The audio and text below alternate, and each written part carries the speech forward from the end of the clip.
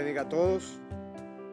El hermano nos mandó a sentar, pero yo voy a pedir que se pongan de pie para que busquen en sus Biblias el capítulo 4 de la carta de Pablo a los Efesios y todos leamos al unísono los versículos del 17 al 24. ¿Ok? Hay iglesias donde dicen, cuando lo encuentre, digan amén. Bueno, está bien, si usted quiere, diga amén si lo encontró. Ok. Entonces, vamos a leer a una voz. Unánimes, capítulo 4 de la carta de Pablo a los Efesios, versículos del 17 al 24. Y leemos al 1, 2 y 3.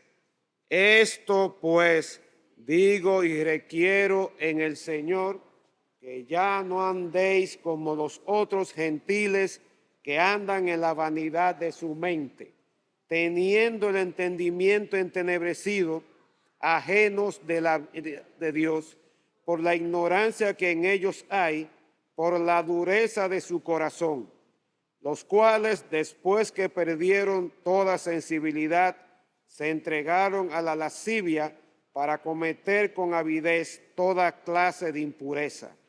Mas vosotros no habéis aprendido así a Cristo, si en verdad le habéis oído y habéis sido por él enseñados, conforme a la verdad que está en Jesús.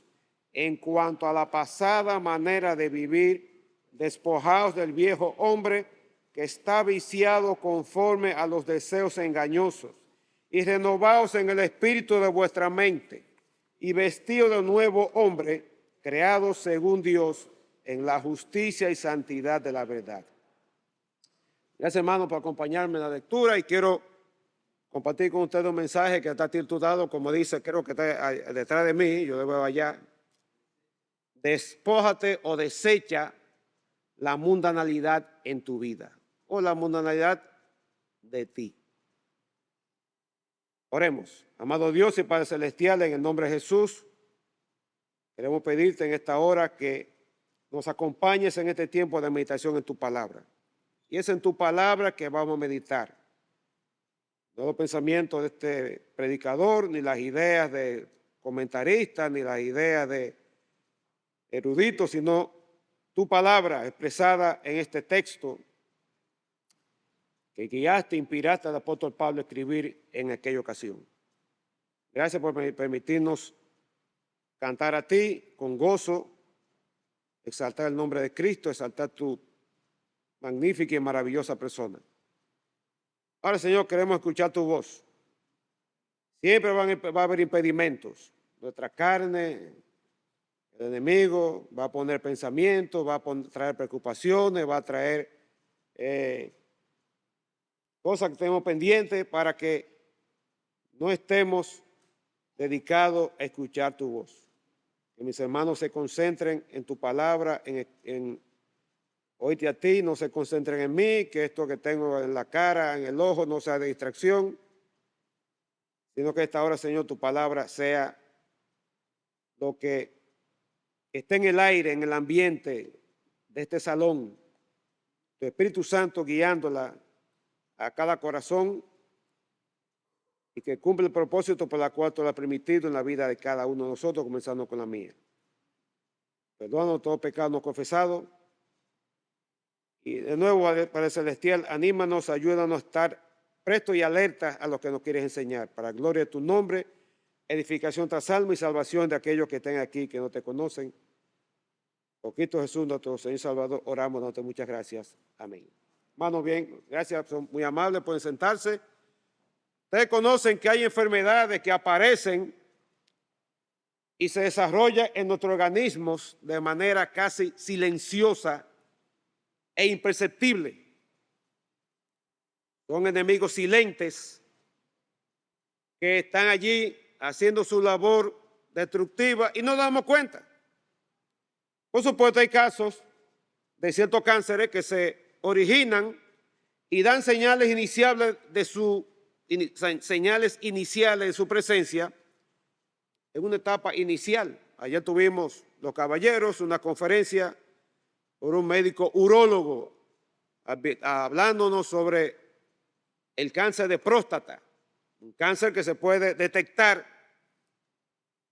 con tiempo en una etapa muy temprana de su desarrollo, de modo que de esa manera eso da la voz de alerta al médico, o nosotros mismos podemos dar la voz de alerta al médico en cuanto a cualquier otro mal que pueda ser detectable a través de un dolor, a través de alguna tumoración. Yo recuerdo que mi mamá, cuando hacía así y se sentía algo ahí, arrancaba para el médico, y en una ocasión que andaba con mi esposa, el médico notó algo raro, llamó a mi esposa aparte y dice, mira, hay algo raro, yo quiero que tú la lleves para que le saquen, le hagan una biopsia, y resultó que había un cáncer de mama que estaba iniciándose. Y se enfrentó a tiempo. Y mi mamá, gracias al Señor, no falleció de eso. A mí me pasó algo similar. Una ocasión yo fui a un otorrinolaringólogo por un dolor de oído. Y él me chequeó, encontró todo bien por fuera, pero me dijo, vete y hazte una tomografía. Le quería ver si los órganos internos, si me acuerdo de ¿cómo se llama esa materia? Anatomía. El oído hay tímpano, hay un yunque, hay no sé qué otra cosa. Y él quería que eso, saber si eso estaba en orden. Cuando llevó la tomografía, él la vio, pero notó que había una sombra negra atrás y eso le preocupó. Dijo, mira, yo creo que tú te hagas una resonancia magnética, la primera de como una docena que me han hecho, de allá para acá. Y ven tal día, y me esperó con una junta de otorrinolaringólogos, entre las cuales estaba la parocopista. Voy a tener que luchar con los trabalenguas esta mañana. Y resultó que tenía una tumoración benigna en la hipófisis, que es la glándula pituitaria, tenía un adenoma pituitario que provocaba que la prolactina mía estuviera por las nubes durante toda la vida, pero yo no lo sabía. Eso no anuncia. La prolactina no se manifiesta. A veces yo me apretaba el cenito y sacaba como una gotita, pero yo no hacía caso a eso. Y eso conllevó, eso fue en el año 2009, y conllevó que en 2010 me hicieron una operación con rayo gamma para matar esa tumoración. Bueno, pero no siempre se da ese caso con cierto tipo de enfermedades o cierto tipo de cánceres. Hay otros que ustedes conocen que no dan señales concretas de su presencia, no avisan, no dan dolor, no causan molestias.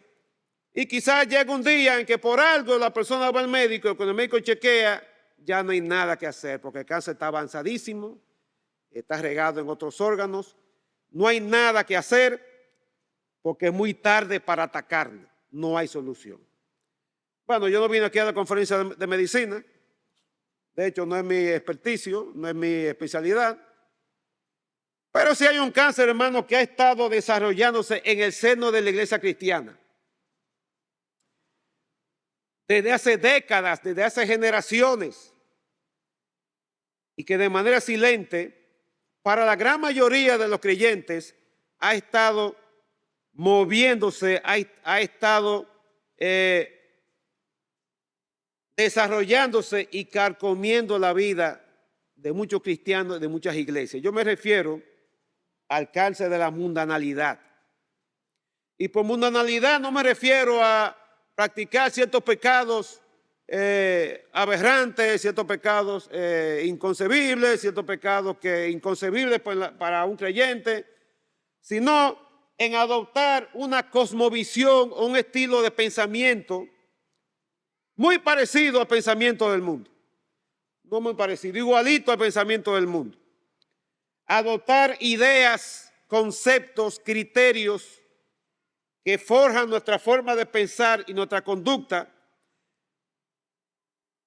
que nos son impuestos por el mundo y no vienen de los principios inmutables de la palabra de Dios. Son prácticas, son maneras de vivir cotidianas, que hemos llegado a verlas como normal, hemos llegado a verlas como ese cáncer que es silente, que no se siente, que etcétera. Hemos llegado a verlas como correctos. y ha llevado a muchos incluso a redefinir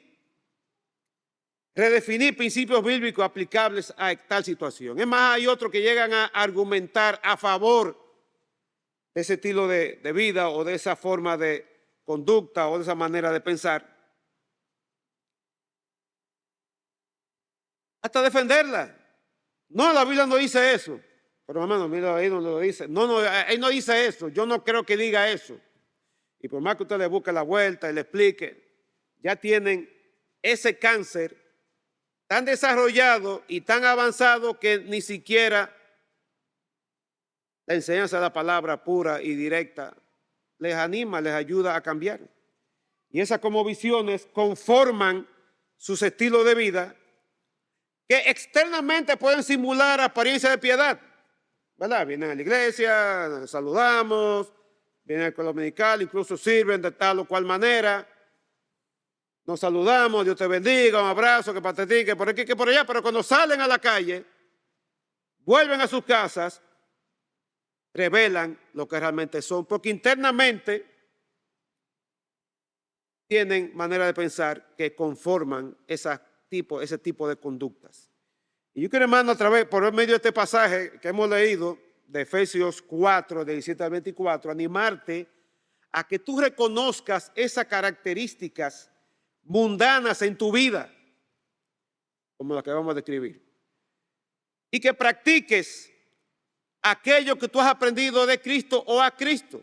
Lo practiques en tu diario andar. ¿Cómo? Despojándote de vestigios de aquella vieja vida que permita que tu mente sea renovada y que tú te revistas de cualidades propias del nuevo hombre.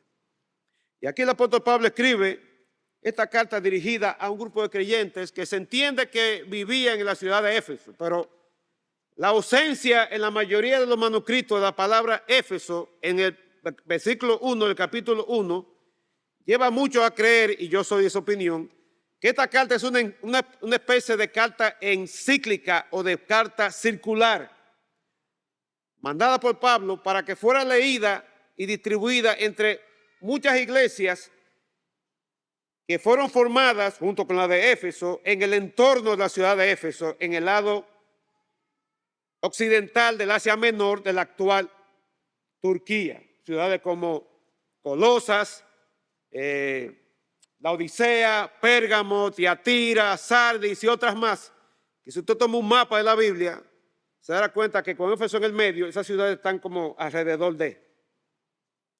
Pero independientemente de eso, Pablo escribe estas iglesias y sin avanzar mucho o durar mucho tiempo en la introducción, los primeros 3 capítulos de la carta a los Efesios son netamente teológicas, los primeros 3 capítulos, donde se enfatizan doctrinas como el propósito de Dios para los creyentes, en las que se incluye asuntos como la predestinación, la redención, la herencia, los recursos, la nueva vida y la unidad del creyente. Todo eso en Cristo. Usted toma el primer capítulo y los primeros, creo que 13 o 14 versículos, están esas bendiciones espirituales en los lugares celestiales. Luego Pablo ora de que Dios abra el entendimiento a tus hermanos para que entiendan la maravilla del poder de Dios y entiendan una serie de verdades espirituales que debían comprender. Y el capítulo 2 comienza mostrándole cómo ellos, antes de venir a Cristo, estaban alejados de Dios, estaban muertos en delitos y pecados, eran hijos de ira, eran hijos de condenación.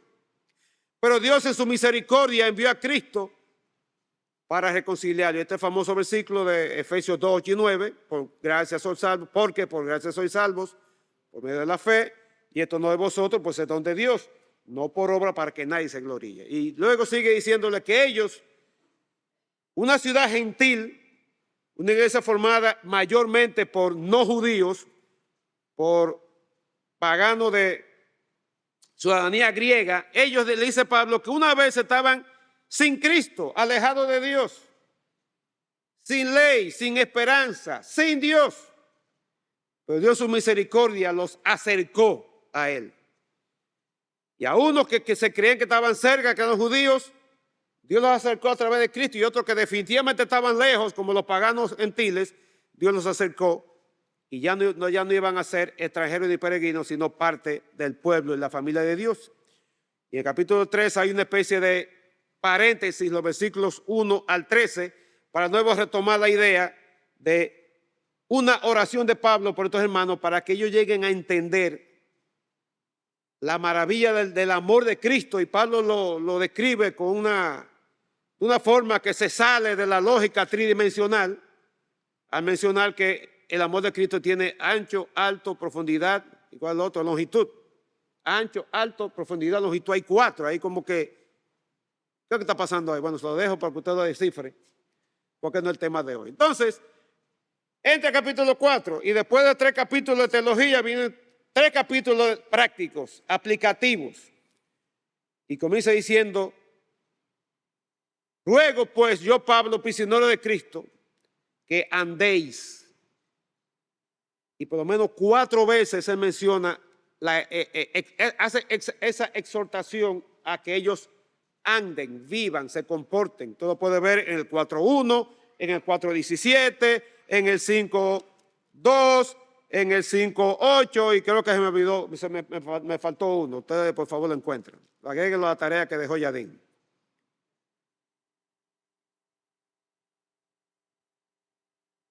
Y aquí en otro pasaje de hoy, el apóstol va a dar 2 exhortaciones, una negativa y otra positiva. Esa negativa tiene que ver con velar, cuidar de que en ti como creyente no se den esas cualidades que se dan en los impíos, o en ti, o en la que tú vivías antes de venir a Cristo.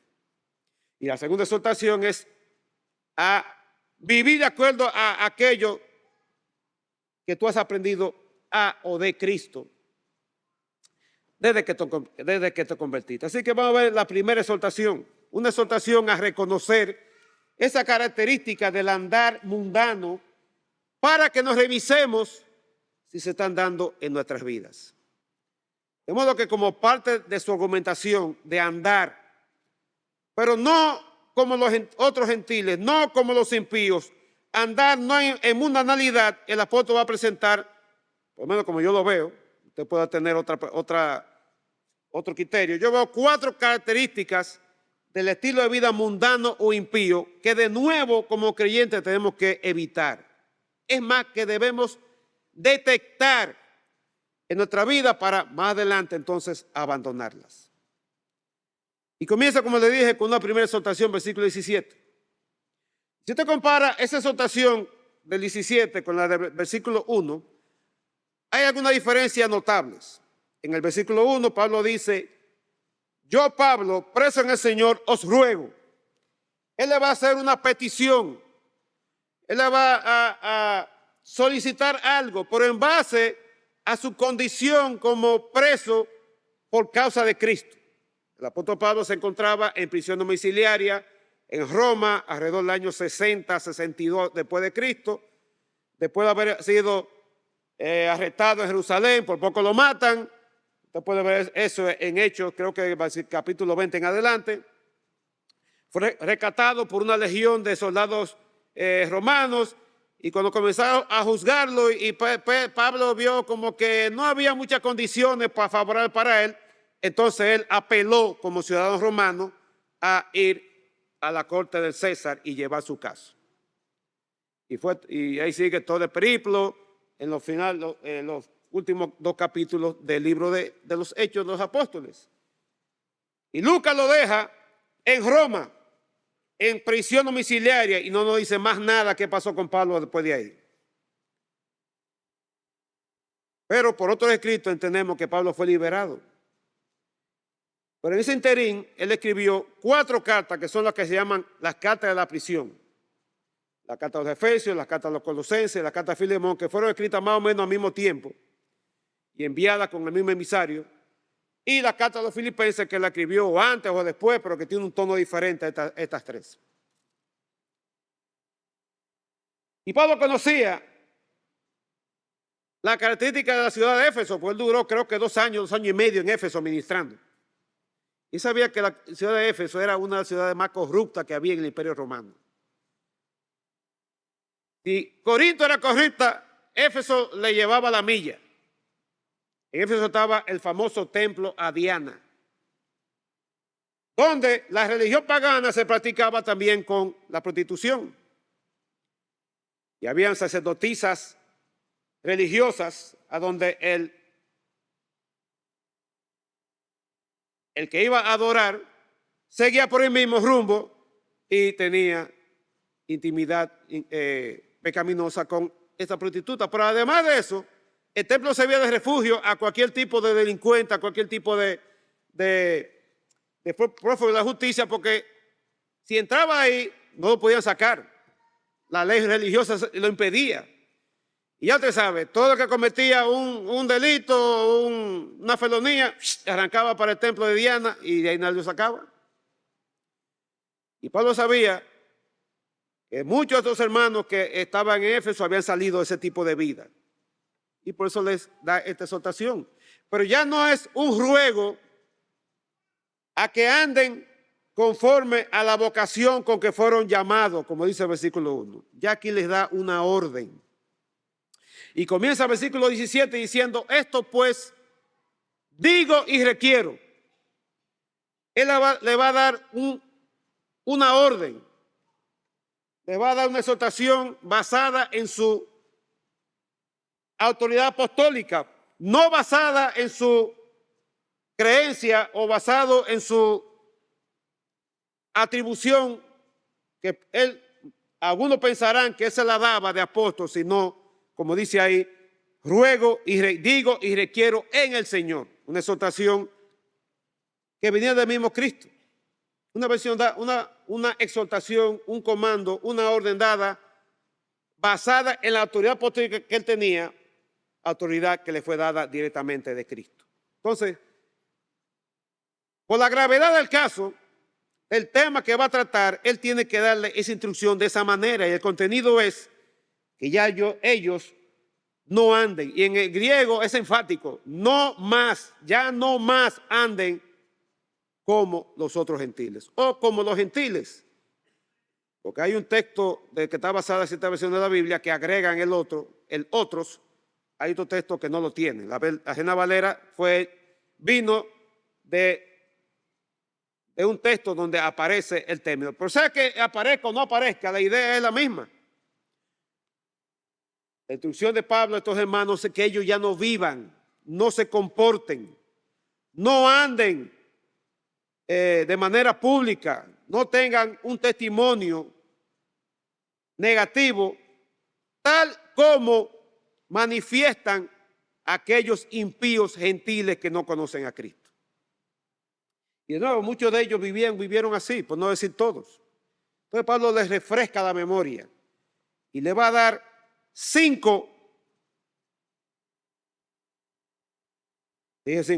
4 características de ese andar mundano, de ese vivir como gentiles, de ese comportamiento de impíos. Usted puede ver en sus amigos, sus familiares, sus vecinos, sus amistades, no creyentes de una manera u otra, pero que a mí me late o me da la sospecha de que Pablo dice aquí porque él entiende que los creyentes pueden tender a caer en alguna de esas prácticas.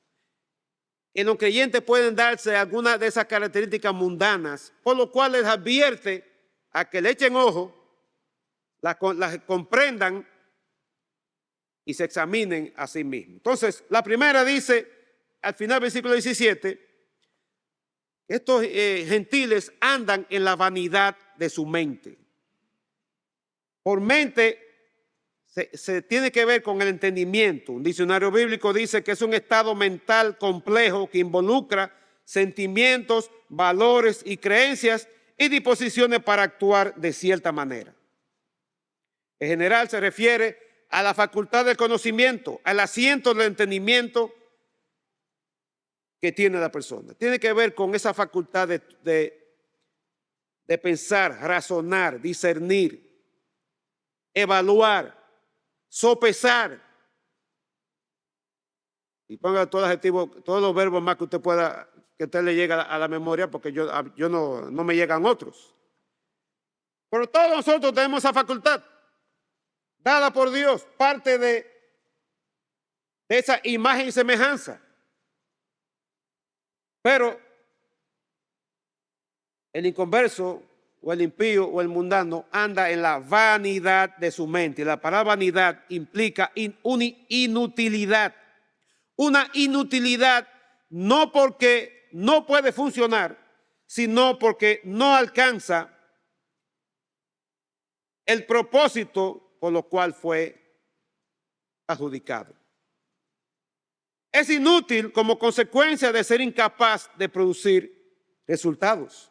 Es una vaciedad en cuanto a producir buenos resultados consecuentes al propósito por lo cual eso fue dado. Es como que usted compra algo, un artefacto electrodoméstico, y por alguna razón nunca le funciona. Está ahí. Se supone que ese artefacto debe o enfriar, o calentar, o echar aire, lo que sea, pero no funciona. No sirve por el propósito por el cual tú lo adquiriste. Bueno, entonces, el impío tiene una mente caracterizada por esa vanidad, por esa improductividad en el sentido intelectual. No significa que sean brutos, no significa que no pueda alcanzar grandes logros intelectuales, no significa que no tenga la capacidad de adquirir conocimiento, esa no es la idea. Por eso hay tanto, ¿verdad?, de todo tipo de intelectuales y pensadores a lo largo y ancho de este mundo y a lo largo y ancho de las épocas y edades. Pero desde el punto de vista divino, son mentes que solamente piensan en función de lo terrenal, de lo efímero, de lo fugaz, de lo que se va a acabar. No piensan en función de lo eterno, de lo trascendente. No piensan en función de lo divino. Todo su pensamiento se queda aquí abajo, debajo del sol. Por eso esa palabra se usa mucho en su acepción hebrea en el libro de Eclesiastés. Vanidad de vanidad, toda vanidad debajo del sol, debajo de la atmósfera, debajo de la troposfera, debajo de ¿cuántos kilómetros? ¿Cuánto tiene el Everest? 8 kilómetros, casi 9. Debajo de los 10 kilómetros para abajo, hasta el nivel del mar. Todo es vanidad, porque todo va a pasar. Todo va a ser destruido, va a ser renovado. Tú y yo no vamos a durar. Le preguntaba a un joven su nombre y me dijo que se llama Alain, anda por ahí. Y digo, pues tú te llamas igual que el actor francés que murió recientemente y que él pidió que lo enterraran con su gato. Miren la idea de una mente vacía.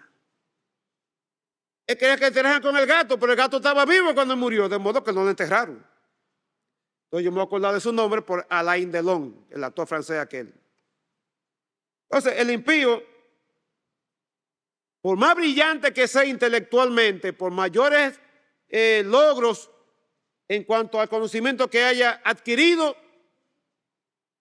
ese impío tiene una mente que está vacía. Y la palabra también se usa con respecto a la creación en Romanos 8:20, cuando dice que Dios puso a la creación en vanidad. Por el pecado hay aspectos de la creación que no logran el propósito por el cual Dios lo creó.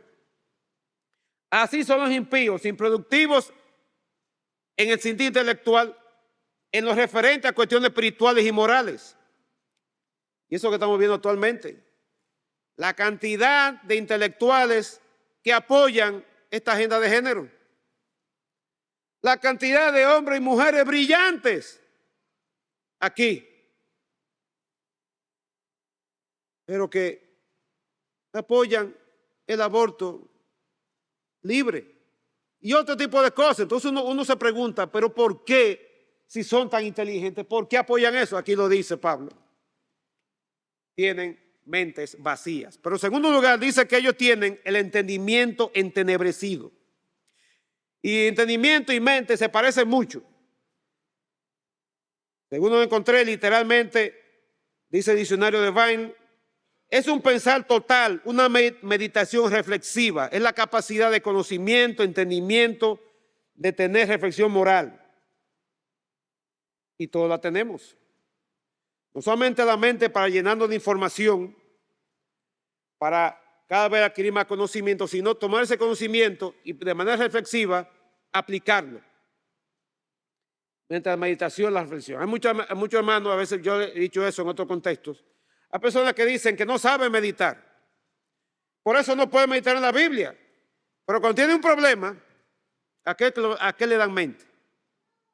Al problema. Y mente, y lo sacan de eso y vuelve otra vez, y lo sacan de ahí y vuelve de nuevo. Eso es meditar. Eso es parte del entendimiento que Dios nos ha dado. Por tanto, ya que tú le das tanta mente al problema, mejor toma la Biblia y medite la palabra de Dios. Y haz lo que dice el salmista en el Salmo 1, que meditaba en ella de día y de noche. Pero aquí tenemos un impío que tiene ese entendimiento, esa capacidad de reflexión, la tiene entenebrecida, la tiene oscurecida. Pero no porque tuvo un apagón y ya no puede pensar, sino porque él de manera deliberada ha llegado a ser insustancial o incapaz de percibir o comprender cosas que son del orden eterno, del orden trascendente, del orden espiritual, del orden divino. Y no caemos en lo mismo del punto anterior, pero desde otra óptica. De modo que es una persona que es brillante porque tiene brillo. De ahí viene la palabra brillante. Se me fue Orlando Vidó, que tenía la mente brillante. Se me fue para Estados Unidos. Son brillantes en muchísimas cosas, pero están apagados para otras. Y el entenebrecido tiene que ver con eso, ser privado de luz, dejar de alumbrar. Es como un bombillo que de buena primera comienza a disminuir en intensidad. Se comienza a entenebrecer y eso es señal de que pronto se va a apagar. Entonces, este impío, con entendimiento entenebrecido y unido a la habilidad de su mente, pues simplemente fallará en la producción de un entendimiento piadoso o de una vida moral. De nuevo, es incapaz de pensar, de procesar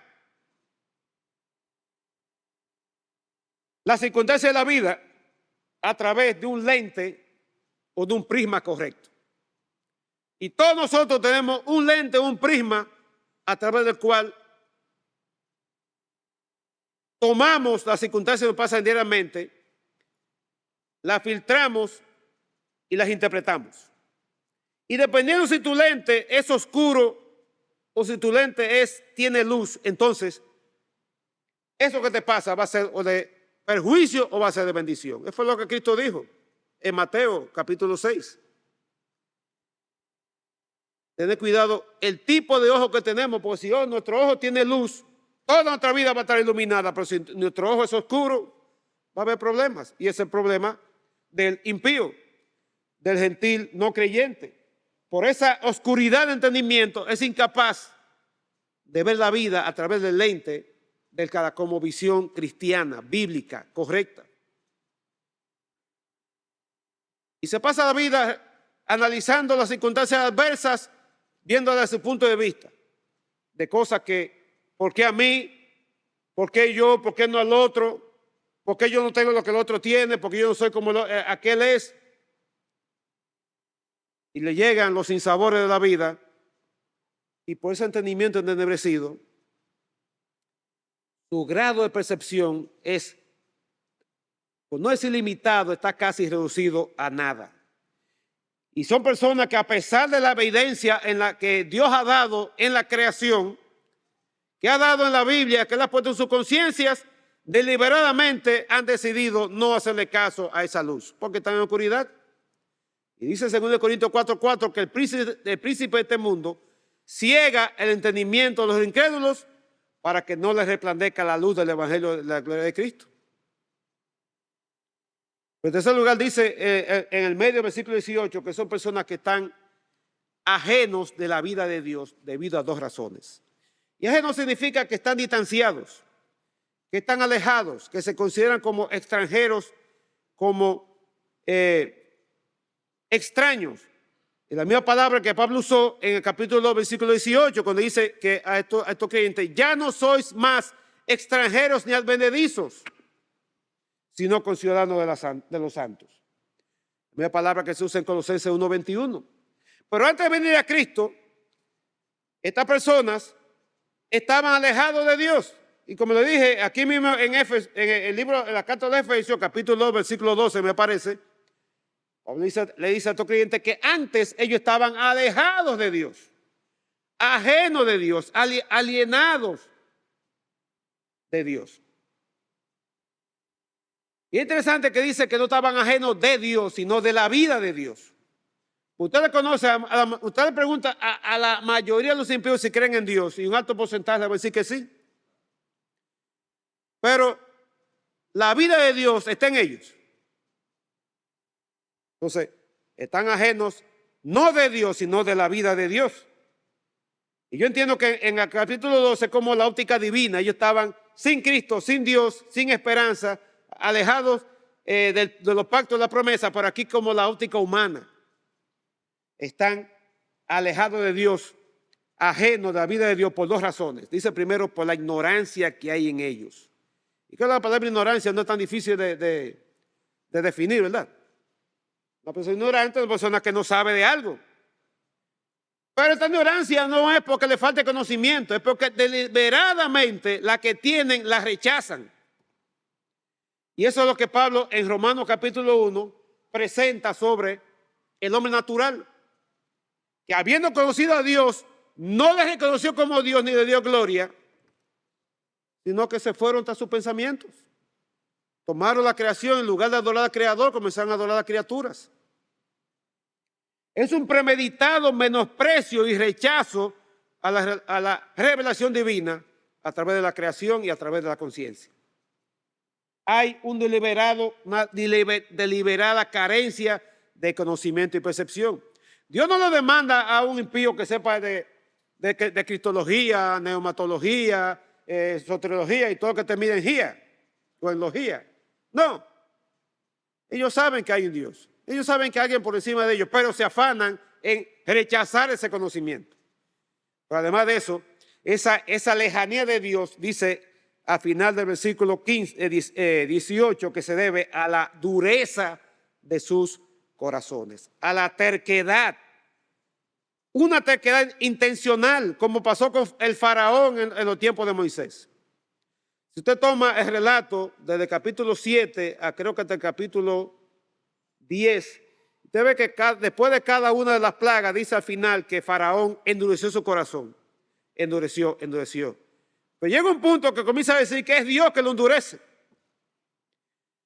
Entonces, este impío que se empecina en endurecer su corazón, se empecina en seguir sus propios deseos pecaminosos y cada vez pone más resistencia a aceptar su realidad finita frente a un Dios infinito. Dios simplemente lo deja a su suerte y lo endurece más. Y el resultado viene a ser una ceguera moral y espiritual voluntaria. El hombre voluntariamente, el hombre impío, el hombre mundano, deliberadamente se ciega a ver lo que Dios le presenta con respecto a su persona y a su necesidad de salvación. Y en cuarto lugar, dice el versículo 19, que el impío se entrega a cometer toda clase de impureza. Si usted lo quiere ver así, es como una escalera descendente. Es como una espiral que comienza con una mente vacía, continúa con un entendimiento que se oscurece, sigue con una lejanía de Dios, con una ignorancia deliberada, con un endurecimiento, terquedad de corazón y termina en una entrega a toda clase de impurezas. Y estas personas se entregan, se dedican, se esforzan, se obligan a todo tipo de depravación. Y lo hacen en primer lugar porque pierden toda sensibilidad. Deja de ser seres sensibles y se convierte en personas sin vergüenza, sin pudor, sin recato. Y usted puede ver eso en la crónica de la estrella de cine y de muchos deportistas. Es más, en los voceros, el tipo de vida que viven, en la clase de fiesta que organizan, en los resultados, lo que va después de los teteos, que yo me imagino, gracias a Dios nunca he participado en ninguno de ellos. Se entregan voluntariamente porque se vuelven insensibles. De hecho, la palabra ahí en el original es la palabra donde viene la palabra algia, de neuralgia, fibromialgia, que significa dolor. Ellos se vuelven personas sin dolor. No les duele el pecado y lo cometen y lo publican. Y Facebook y todas las redes sociales tienen que poner filtros y tiene gente que borra todo lo que esa gente suben a las redes. Esta semana vi un reportaje de mujeres del medio que ahora ¿cómo se dice? Se arrepienten de haber participado en que tomaran fotos y videos en intimidad. Y luego los novios o los marinovios, cuando dejan de ser, por hacer la maldad, lo publican. Y ahora se arrepienten. Ahora te arrepientes. Pero cuando lo hacía, habían perdido toda sensibilidad. Y por perderla, entonces, sigue diciendo aquí que se entregan con avidez, con codicia, con avaricia. Se entregan a la lascivia, a la sensualidad, a la complacencia. Hacen todo tipo de impureza, inmoralidad, suciedad, especialmente pecados de orden sexual. Y ese es el tipo de vida del impío. Esa es la característica que Pablo dice del hombre mundano, por la cual nos advierte a estos creyentes de Éfeso, y nos advierte a nosotros de que podemos, como ese cáncer silencioso, ese cáncer que obra y no lo sentimos, podemos llegar a permitir que algunos rasgos iniciales de este estilo de vida se manifiesten en nuestras vidas. Y podemos llegar incluso hasta justificarlos. Como dije anteriormente, hasta redefinirlos. No, como por ejemplo los que abogan por que el homosexualismo es correcto, ya redefinen pasajes claros de la Escritura donde Dios abomina la homosexualidad.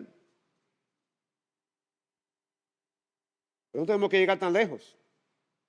Tú y yo tenemos lo que un autor le llamó pecados respetables. Esos pecaditos que yo no quiero que ni mi esposa sepa. Yo pregunto, ¿cuántos que están en este salón están viendo pornografía? Yo no sé. La pornografía está al alcance de un toque, de una tecla, cuando te aparece un anuncio en internet invitándote a entrar ahí. En el silencio de tu habitación, donde nadie te ve, como dice una canción, ahí, con un toque de una tecla, tú puedes entrar en un mundo que quizás nunca va a salir de ahí. Y somos advertidos a que tal vez algunas características se puedan estar dando en tu vida.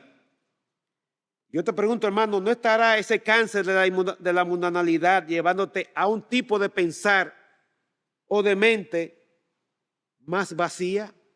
En lugar de pensar en las cosas eternas, en lo divino, en el hogar que nos espera, estamos más preocupados en las cosas de aquí.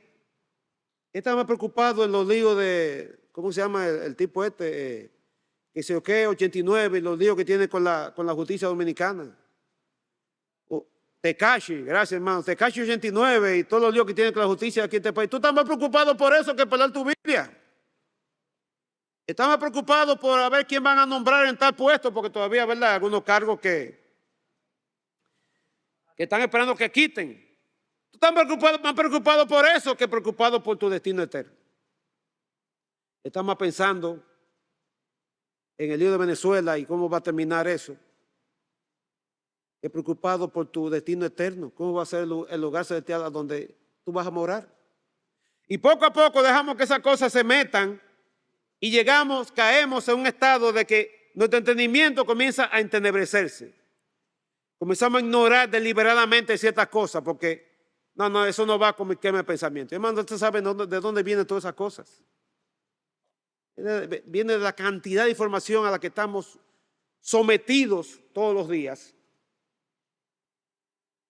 Y que si no la filtramos y no la balanceamos con la palabra de Dios, van a llegar a ser parte de nuestra manera de pensar, de hablar, de nuestra cosmovisión, y eso va a moldear la manera como caminamos, como andamos. Entonces, luego del apóstol Pablo dar esta descripción, entonces viene cómo nosotros debemos practicar lo que ya conocemos. Y en el versículo 20 da un giro en su argumentación. Comienza con un más. Pero, por otro lado, le dice, ustedes no han aprendido así a Cristo. Y yo tenía que pensar cómo habían aprendido. Es interesante que no dice, ustedes no han aprendido de Cristo, sino a Cristo. Está en una manera que así que en el original, que así como se debe traducir correctamente, a Cristo. Y hay comentaristas que entienden que eso se refiere al mensaje del Evangelio con su llamado a apartarse del pecado y consagrarse, que cada quien recibe al momento de la conversión, al momento del arrepentimiento. Otro entiende que se refiere a esa enseñanza sobre el ejemplo de Cristo y principios bíblicos de cómo andar de manera agradable delante de Dios, que aprendemos poco a poco a lo largo de la vida cristiana. El punto es que hemos aprendido a Cristo, no de Cristo. No se refiere a cúmulo de conocimientos de 10 lecciones o 12 lecciones que te dan y después te gradúan como que eres un discípulo. Yo no he visto en la Biblia que un discípulo de Cristo no que se gradúa después que hace 12 lecciones, que no son malas, son buenas. Tampoco alguien que toma una serie de cursos. Yo hice un montón de cursos por correspondencia al final de mi adolescencia, y cada vez me mandaban un certificado, tengo por ahí guardado por algún sitio. Bueno, eso no es conocer a Cristo, es conocer de Cristo. Yo conozco a Cristo cuando yo lo hago parte de mi vida. Aquí cantamos, no vivo yo, sino vive Cristo en mí. Aprender a Cristo es cuando yo permito que Cristo viva su vida en mí. Ahora, la vida de Cristo en mí no es una vida caracterizada con aspectos del mundo, como lo que hemos visto. Hay otras cosas que deben verse. Un apartamiento del pecado, una consagración a buscar de Dios, una búsqueda de Él a través de su palabra, la manera de hablar, la manera de conducirte, cómo tú reaccionas ante situaciones que sin Cristo tú habrías reaccionado de otra manera. Eso es aprender a Cristo. Y dice el versículo 21, si en verdad le habéis oído y ha sido por Él enseñado. Y ese si en verdad no implica duda por parte del apóstol de que ellos no habían aprendido a Cristo, sino debería traducirse como ustedes en verdad aprendieron a Cristo, ¿verdad que sí? Y eso implica una respuesta por parte del lector. ¿Sí o no? ¿Aprendiste a Cristo, sí o no? Y Pablo no tenía duda de que estos hermanos en Éfeso, a quienes él ministró durante, como dije, 2 años y medio, 3 años y medio, no tenía duda de que estos hermanos habían aprendido a Cristo, porque los guió a Cristo y les enseñó de Cristo para que se mantuvieran en Él. Y dice, si en verdad le habéis oído y habéis sido por Él enseñado. Por supuesto, ellos no escucharon audiblemente a Cristo y ni el Señor se le apareció para hablarles, ni para enseñarles, ni para predicarles. Ellos habían oído y habían sido enseñados por Él a través de la guía del Espíritu Santo, por medio de la enseñanza de apóstoles, pastores y maestros. Como dice al principio del capítulo 4, que Dios ha dado hombres dones a la iglesia, y ahí habla de apóstoles, profetas, evangelistas, pastores y maestros, con el fin de capacitar a los santos para la obra del ministerio. Y a Pablo no le quedaba duda de que ellos habían aprendido a Cristo, de que habían oído y habían aprendido de Él. Y lo habían hecho conforme a la verdad que está en Jesús. Conforme no a un currículum de enseñanza que Pablo se había ideado que era necesario que ellos aprendieran, sino conforme a la verdad que está en Jesús. Y en Juan 14 Cristo dijo, yo soy el camino, la verdad y la vida. Y Juan 17 él dijo, Padre, santifícalo en tu verdad, tu palabra es verdad. Y ante la pregunta escéptica de Pilato, ¿y qué es la verdad? Cristo responde, yo soy la verdad. Y Pablo dice, la verdad está en Jesús. La verdad no está en lo que dice el influencer X o el filósofo tal o el pensador tal. La verdad está en Jesús. Y para tú y yo conocer esa verdad tenemos que meternos en este libro. Y la página para la izquierda y para la derecha y para arriba y para abajo. Si acaso tú tienes, ¿verdad?, estos rollos que son así. Hay que estar metido en este libro mañana, tarde y noche. Y habla, en la introducción al curso oí que algunos mencionaron sobre Esdras, que dice en Esdras 7:10 que él puso su corazón inquirir en la ley de Dios y cumplirla y enseñar a Israel sus estatutos y decretos. Si Esdras viviera en este tiempo, Esdras no estuviera chequeando lo que dice Internet sobre cristología, ni lo que dice Internet sobre soteriología, ni lo que dice tal pensador, ni tal o cual. Si no, Esdras estuviera metido en este libro, escudriñándolo, leyéndolo, meditándolo mañana, tarde y noche. Entonces, sea que lo que ellos habían aprendido a Cristo tiene que ver con en la conversión o lo que aprendieron luego, ellos debían poner en práctica esas cosas. Y hay una doble realidad que tenemos que entender. Al venir a Cristo, fuimos hechos nuevas criaturas. Recibimos una nueva naturaleza. Dicen en Colosenses que todos nuestros pecados fueron perdonados. De parte de Dios, Dios nos ve justos, sin pecado, como ve a Cristo. Pero la realidad, hermano, que aquí en la tierra seguimos pecando. Y por eso tenemos que poner en práctica ciertos principios para, habiendo identificado esa característica mundana que todavía puede haber en tu vida y en mi vida, entonces poner en práctica esa salvación que hemos recibido. Y esas son las cosas que vienen a continuación, versículos 22 a 24. Dice, en cuanto a la pasada manera de vivir,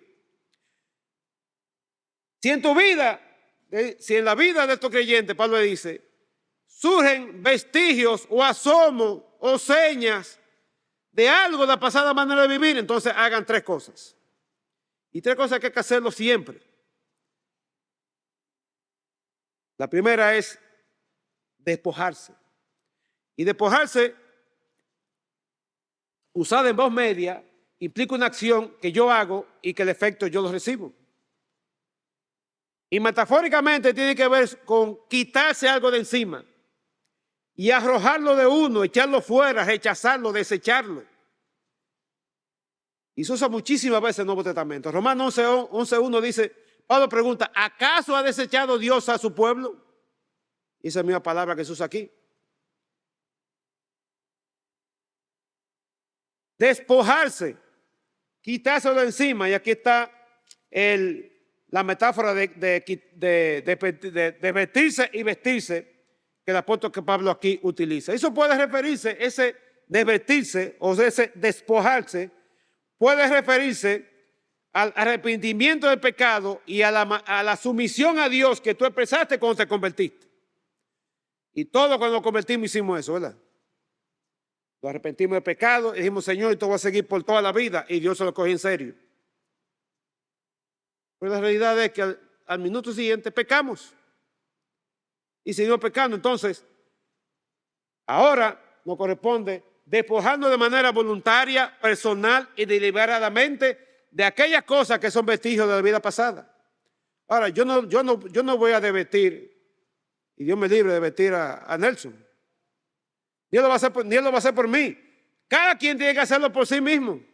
Es una responsabilidad personal que cada quien debe llevar. Ahora, ¿de qué tienen que vestirse? Dice ahí, deben despojarse del viejo hombre, de la vieja naturaleza espiritual pecaminosa, de ese ser natural dominado por el pecado, de esa vieja vida que siempre trata de inducirnos a la mundanalidad, de esa vieja vida que en Romanos 7 Pablo dice que él ve una ley en su interior que le impulsa a no obedecer a Dios y que se opone a otra ley que él sí tiene, que fue dada por el Espíritu, que lo lleva a obedecer. Ahí, y en ti y en mí lo va a ver, y se ha ilustrado de muchísimas maneras, todas las que usted quiera.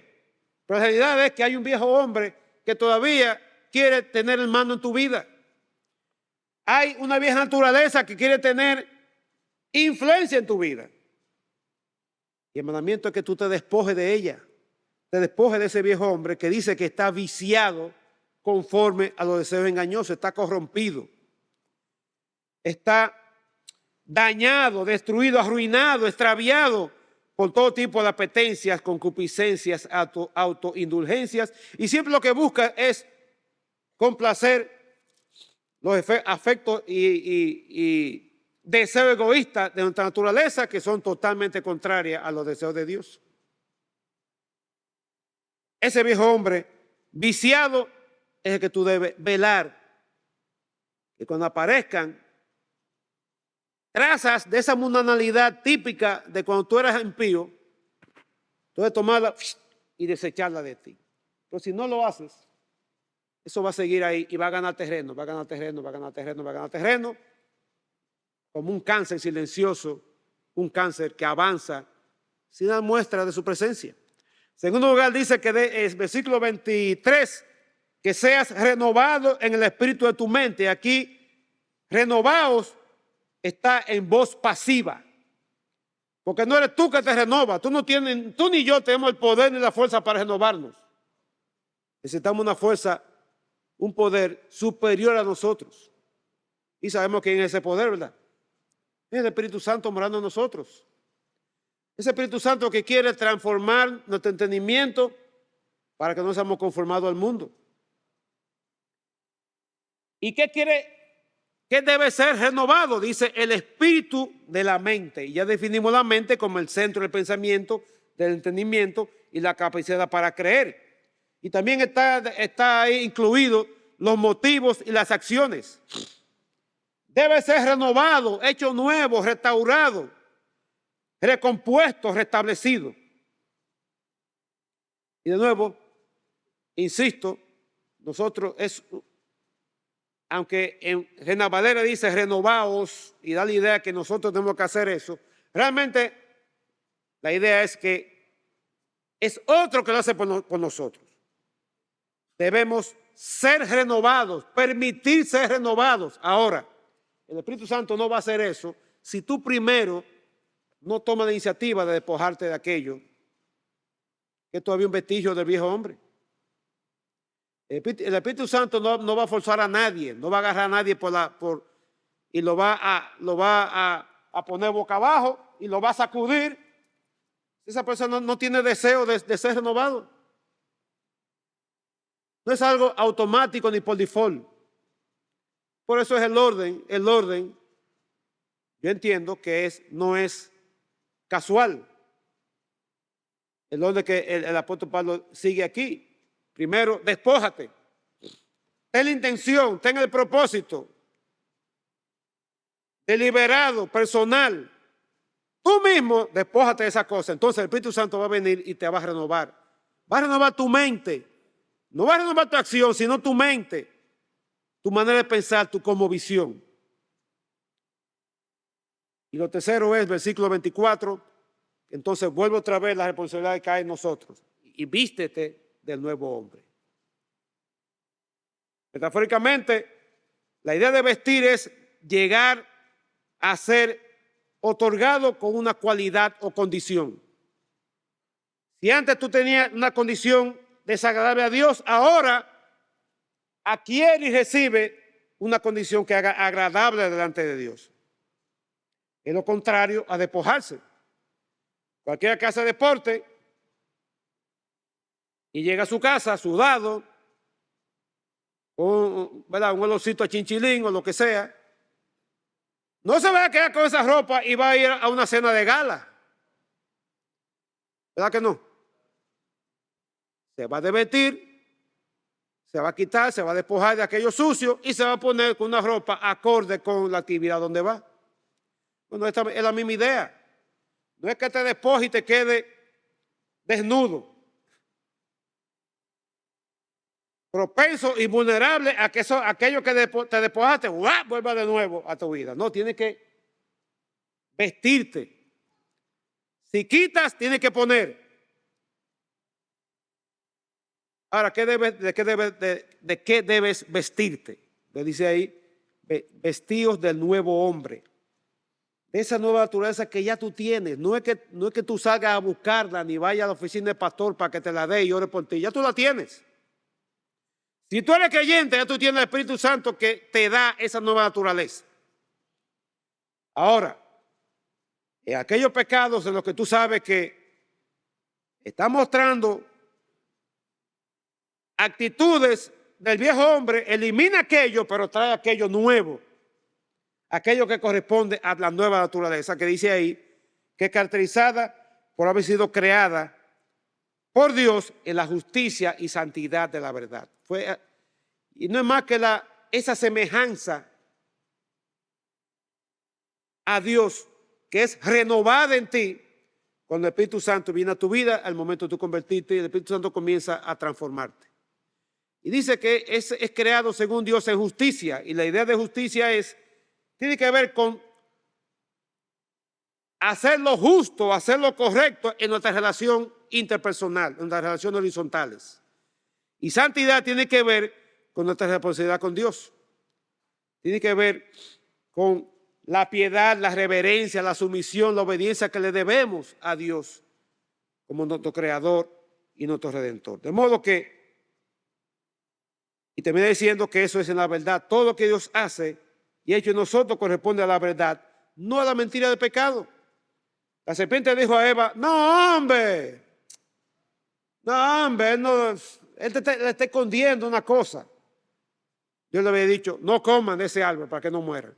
Dios no le dijo que no comieran de todo, de uno en específico. Satanás dijo, no, hombre, es que lo está ocultando. Entonces, toda esa mentira que el diablo tiene, hay una verdad bíblica que la arrebata. No corresponde conocer esa verdad. Por eso el título de la autora ¿cómo es? La mentira que dice el diablo, la verdad de que ¿cómo es que dice Hulda y Sandra? Por ahí que dice, ¿verdad? La mentira del diablo es la verdad de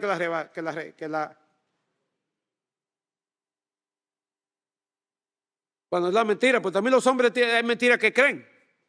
Porque el libro fue escrito para mujeres, pero también es mentira que los hombres que creemos. Pero que la Biblia tiene verdades que las arrebatan. O le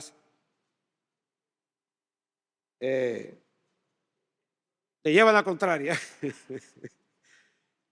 Y ya, aunque no es tema de esta predicación, pero usted sigue del 25 al 32, ahí hay muchas o varios ejemplos de situaciones en la vida cotidiana, de cosas que hay que desechar, ser renovado por el Espíritu Santo y ser vestido con el nuevo hombre. Yo te pregunto, hermano, ¿cuánto del carácter de viejo hombre todavía se manifiesta en tu vida día a día? ¿Cuántos piques tú coges todos los días? Y responde, ¡guau!, con respecto a esos piques. ¿Cuánta mentira, aunque sea blanca, tú dices? No, dile que yo estoy aquí. No.